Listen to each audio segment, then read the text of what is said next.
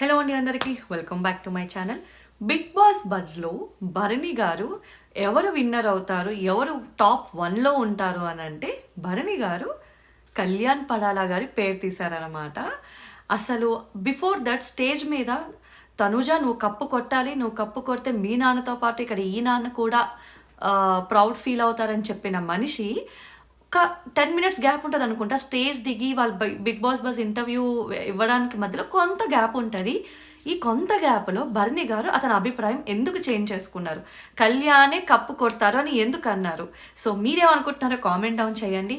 నాకైతే పర్సనల్గా ఏమనుకుంటున్నానంటే ఖచ్చితంగా ఈ వారంలో జరిగిన గేమ్ కానీ తనుజ తన కోసం ఆడిన గేమ్లో భరణి గారిని పక్కన పెట్టి ఫస్ట్లో టాప్ స్కోర్ ఉన్న వాళ్ళని తర్వాత తక్కువ స్కోర్ ఉన్నారని చెప్పి ఆవిడ ఆడిన గేమ్ భరణి గారికి ఎక్కడో పర్సనల్గా హిట్ బ్యాక్ అయ్యింది అని అయితే నాకు అనిపించింది.